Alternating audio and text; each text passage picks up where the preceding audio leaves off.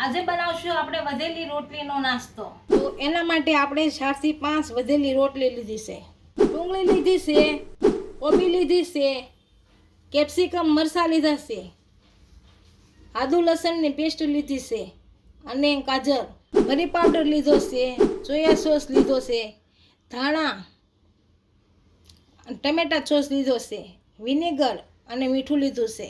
તેલ લેશું અને બનાવવાની શરૂઆત કરશું। તો બનાવવાની શરૂઆત કરશું તો આપણે 2 રોટલી લીધી છે, આને કટિંગ કરી નાખશું। આ ગોળ ગોળ આપેલા ભૂંગળું વાળો લેવાનો,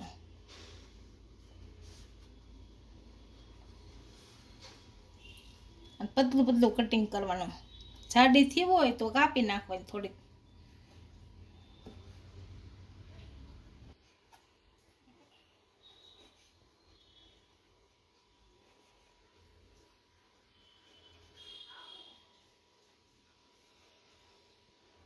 આ રીતે કાપવાની,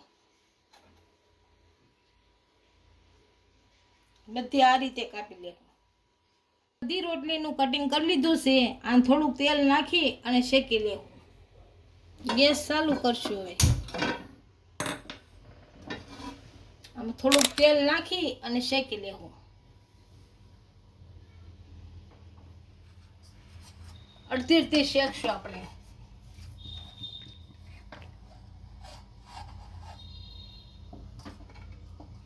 થોડીક નાખશું અને આપણે એકદમ ક્રિસ્પી થાય ત્યાં સુધી શેકી લેવું। આપણી રોટલી શેકાઈ ગઈ છે સારી રીતની। આ બધી હવે કાઢી લઈશું। આ રીતની બધી શેકી લેવું અને એક વાસણમાં કાઢી લેવું। બીજી આ રીતે શેકી નાખશું। આપણી રોટલી બધી તળાઈ ગઈ છે। હવે આનો વઘાર કરી લઈશું। આમાં તેલ નાખી થોડું, આપણું તેલ સારી રીતના ગરમ થઈ ગયું છે। આમાં આદુ લસણની પેસ્ટ નાખીશું।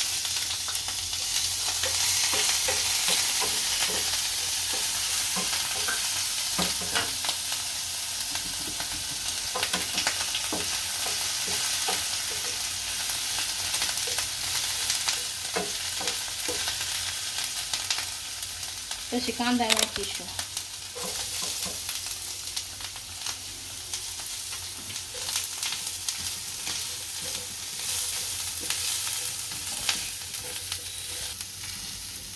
આપણી ડુંગળી સારી રીતના ખરી ગઈ છે। હવે આ મરચાં નાખીશું।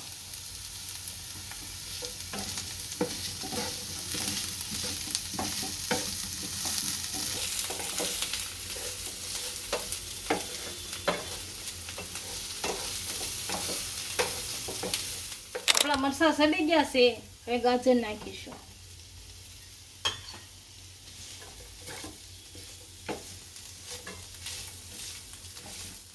હવે આપણે કોબી નાખશું।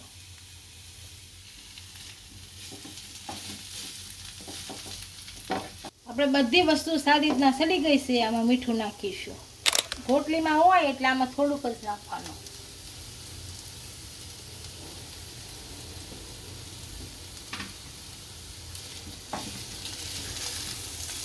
મીઠું ભેળવી દઈશું।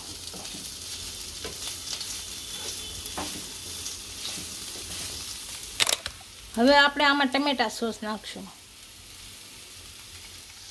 હવે સોયા સોસ નાખશું। હલાવી લઈશું આમાં।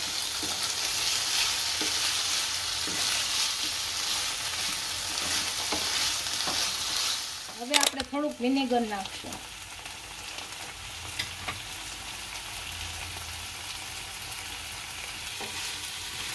વિનેગરની હાટાનું લીંબુ પણ નાખી શકો। મેં વિનેગર નાખ્યો છે। જો તમે તીખું ખાતા હોય તો શેઝવાન સોસ પણ નાખી શકો છો। આ બધાને 2 થી 3 મિનિટ સુધી સાતળી લેશું।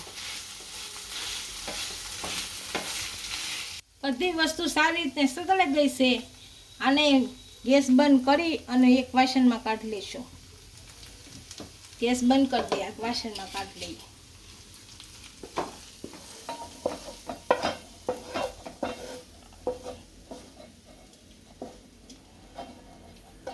આપણો મસાલો બધો કાઢી લીધો છે। આ જે રોટલી તળીને કાઢેલી રોટલી એમાં નાખી દઈ.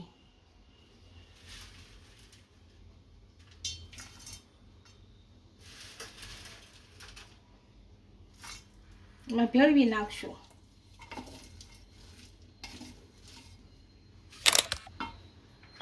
થોડાક ધાણા નાખશું.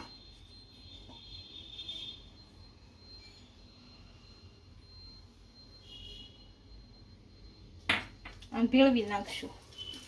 આપણી રોટલીનો નાસ્તો તૈયાર થઈ ગયો છે. એક ડીશમાં સર્વ કરી લઈશું.